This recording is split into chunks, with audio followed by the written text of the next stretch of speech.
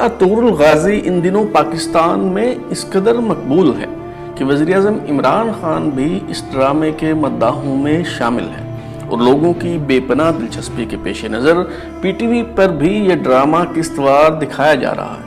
اس سے پہلے ترکی کے کئی ڈرامے پاکستان میں اپنی مقبولیت کی دھاک بٹھا چکے ہیں، جن میں عشق ممنوع، میرا سلطان، فاطمہ گل، پیار لفظوں میں کہاں، الف اور فریحہ شامل ہیں۔ پی ٹی وی پر اس سے پہلے ترک ڈرامہ الف بھی دکھایا جا چکا ہے۔ ارطغرل غازی دراصل تھے کون، اور کیا یہ ڈرامہ ترکی کی خلافت عثمانیہ کی سچی کہانی پر مشتمل ہے یا پھر یہ محض فکشن ہے؟ آج ہم آپ کو یہی سب بتائیں گے۔ ارطغرل غازی ترکی کی سلطنت عثمانیہ کے بانی عثمان اول کے والد تھے۔ سلطان علاؤالدین خلجی کی بھانجی حلیمہ، جو اپنے باپ اور کمسن بھائی سمیت صلیبی جنگجوؤں کی قید میں تھیں، جب انہیں منتقل کیا جا رہا تھا تو اتفاق سے ارطغرل غازی بھی اسی جنگل میں شکار کھیل رہے ہوتے ہیں۔ ارطغرل غازی تمام صلیبی سپاہیوں اور ان کے کمانڈر کو موت کے گھاٹ اتار کر اپنی بہادری کی دھاک بٹھا دیتے ہیں اور حلیمہ کو اپنے ساتھ کائی قبیلے میں لے آتے ہیں، اور بعد ازاں اسی حلیمہ سے ارطغرل کی شادی ہوتی ہے، جس سے 3 بیٹے گندوز، ساوچی اور عثمان پیدا ہوتے ہیں، اور عثمان آگے چل کر خلافت عثمانیہ کی بنیاد رکھتے ہیں۔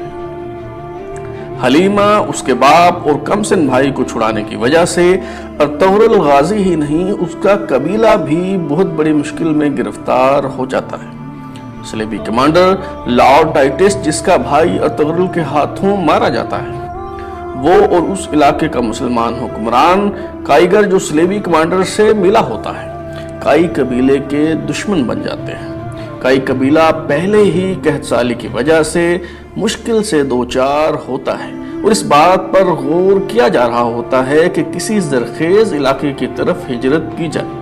ارطغرل کا باپ سلیمان شاہ، جو بوڑھا ہو چکا ہے، وہ اس قدر خوددار اور بہادر ہے کہ اپنی کمر پر لگے ایک زخم کی تکلیف کو تو برداشت کرتا رہتا ہے، مگر اس کا علاج اس لیے نہیں کرواتا کہ دشمن اسے کمزور اور قریب المرگ جان کر حملہ نہ کر دیں۔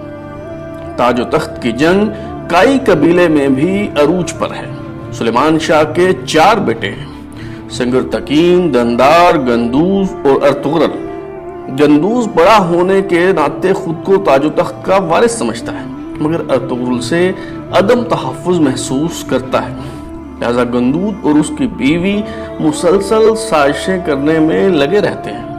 اس جوڑے کی ایک اور پریشانی یہ ہے کہ ان کے ہاں اولاد نہیں ہوتی۔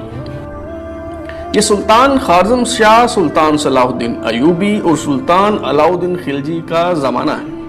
چنگیز خان کا زمانہ گزر چکا ہے، مگر ان کے جانشینوں کی دہشت برقرار ہے اور منگولوں کا تنتنا ابھی کم نہیں ہوا۔ ایسے میں یہ کائی قبیلہ اپنی بقا اور تحفظ کی جنگ لڑ رہا ہے۔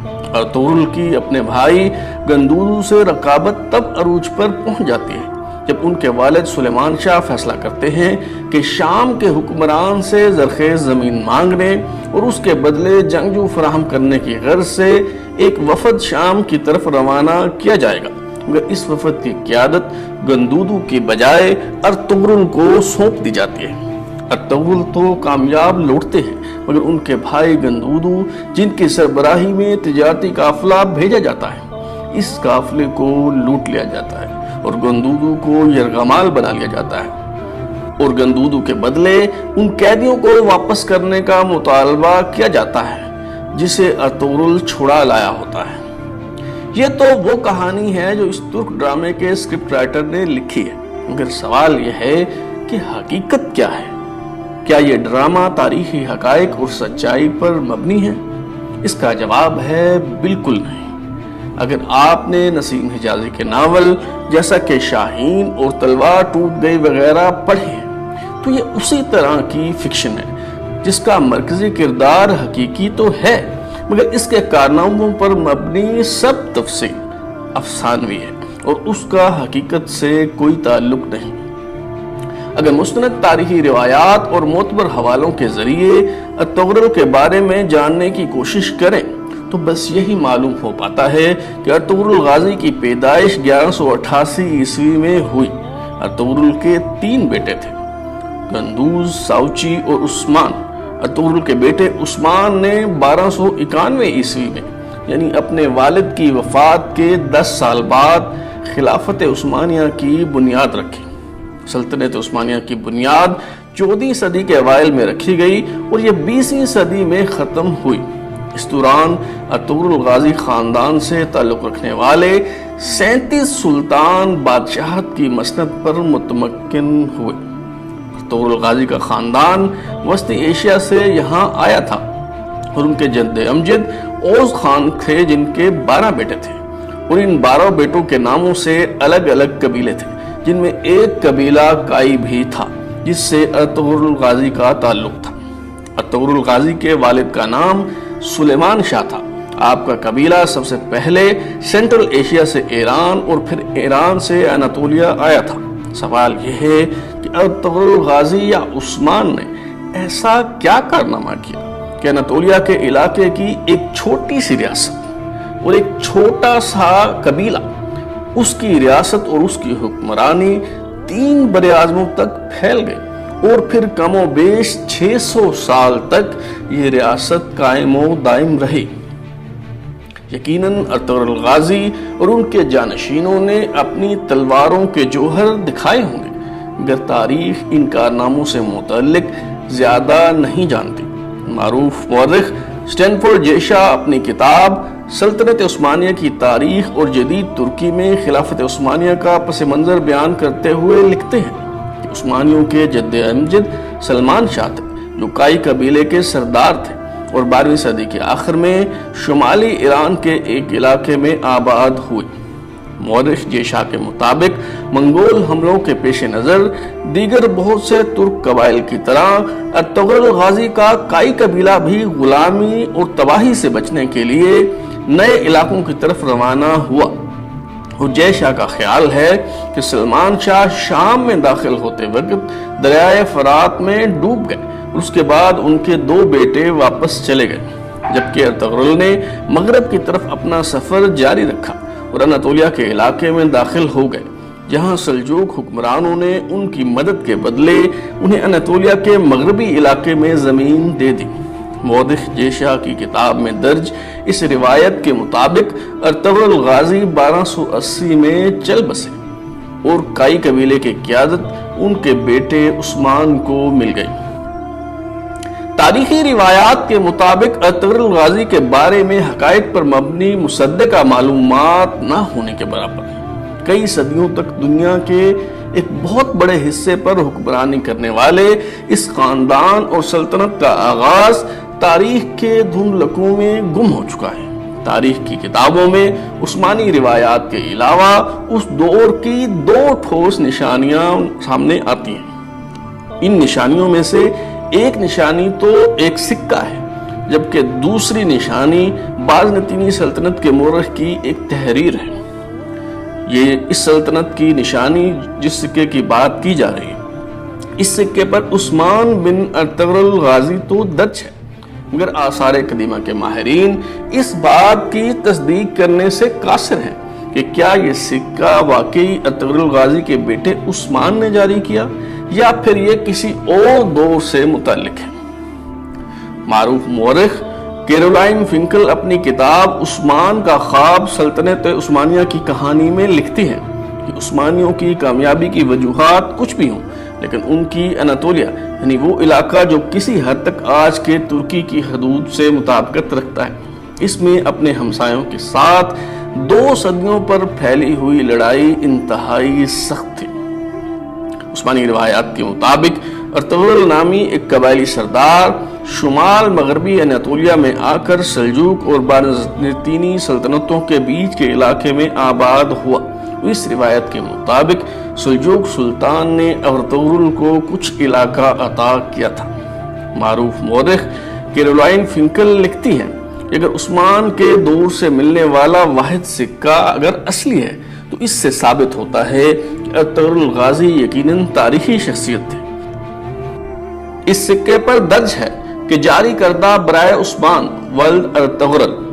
فنکل مزید لکھتی ہیں کہ عثمان کا اپنے نام پر سکہ جاری کرنا ثابت کرتا ہے کہ وہ اس وقت صرف ایک قبائلی سردار نہیں تھے، بلکہ اناطولیہ میں اپنے آپ کو سلجوق منگول سلطنت کے سائے سے باہر ایک خود مختار امیر سمجھنا شروع ہو چکے تھے۔ مورخ لیسلی پی پیرس نے اپنی کتاب the imperial harem women and sovereignty in the Ottoman empire میں لکھا ہے کہ سلطنت عثمانیہ کے آغاز کے بارے میں سب سے زیادہ سنی جانے والی روایات کے مطابق عثمان نے اپنی ابتدائی کامیابیوں کے بعد ایک خواب دیکھا تھا۔ اس خواب میں عثمان نے دیکھا کہ ایک درویش شیخ ادیب علی کے سینے سے چاند نمودار ہوتا ہے اور اس کے اپنے سینے میں داخل ہو جاتا ہے۔ اس کے ساتھ ہی پیٹ سے ایک بہت بڑا درخت نکلتا ہے جس کا سایہ پوری دنیا پر چھا جاتا ہے۔ اس درخت کی شاخوں کے نیچے چشمے بہتے ہیں جن سے لوگ پانی پیتے ہیں اور کھیت سیراب ہوتے ہیں۔ عثمان نے جب شیخ ادیب علی سے تعبیر پوچھی تو انہوں نے کہا کہ خدا نے عثمان اور اس کی اولاد کو دنیا کی حکمرانی کے لیے چن لیا ہے، اور انہوں نے کہا کہ ان کے سینے سے نکل کر عثمان کے سینے میں داخل ہونے والا چاند ان کی بیٹی ہے، وہ جو اس خواب کے بعد عثمان کی اہلیہ بن گئی۔ فنکل لکھتی ہیں کہ ابتدائی عثمانی سلطانوں کو اپنے آغاز کی تاریخ معلوم کرنے سے زیادہ دلچسپی دوسروں پر حکومت کے اپنے حق کو ثابت کرنے میں تھی، اور ان کے نزدیک ان کی سلطنت کا آغاز ایک خواب سے ہوا تھا جو عثمان نے ایک بزرگ درویش کے گھر میں قیام کے دوران دیکھا تھا۔ وہ مزید لکھتی ہیں کہ اس خواب کی کہانی کے حق میں دستاویزی ثبوت بھی تاریخ میں ملتا ہے، اور وہ یہ ہے کہ سلطنت عثمانیہ کے ابتدائی دور کے زمینوں کے کاغذات سے اندازہ ہوتا ہے کہ عثمان کے دور میں ادیب علی نامی بزرگ موجود تھے، اور اس بات کی بھی کچھ شہادت ہے کہ ان کی بیٹی عثمان کی 2 بیویوں میں سے ایک تھی۔ سوال تو یہ بھی ہے کہ ترک حکومت یا ترک ٹی وی نے خلافت عثمانیہ کے کئی مشہور اور جانے پہچانے کرداروں کو چھوڑ کر آخر ارطغرل غازی کا ہی انتخاب کیوں کیا؟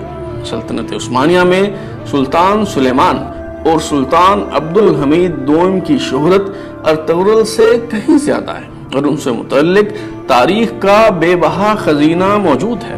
تاریخی کتب میں ان سے متعلق ہر طرح کی معلومات دستیاب ہو سکتی ہیں، جبکہ اس کے برعکس ارطغرل غازی سے متعلق کچھ معلوم نہیں۔ تو پھر آخر باقی سب کو چھوڑ کر ارطغرل غازی کی زندگی کو ہی فلمانے کا فیصلہ کیوں کیا گیا؟ صاف ظاہر ہے فکشن اسی کردار سے متعلق لکھی جا سکتی ہے جس کے بارے میں زیادہ معلومات دستیاب نہ ہوں۔ جب تاریخ خاموش ہو تو پھر یہ کردار ایک ایسے کینوس یا کوڑے کاغذ کی طرح ہوتا ہے جس پر آپ نہ صرف اپنی خواہش اور مرضی کے عین مطابق خاکہ کھینچ سکتے ہیں، بلکہ دیکھنے والوں کے جذبات و احساسات کے پیش نظر بآسانی اس خاکے میں اپنی مرضی کے رنگ بھی بھر سکتے ہیں۔ اگر آپ کو ہمارا پروگرام پسند آیا تو اسے لائک کریں، کمنٹ کریں، ہمارا channel out line news subscribe کرنے کے بعد بیل آئیکن ضرور دبائیں تاکہ آپ کو نئی ویڈیوز کے نوٹیفیکیشن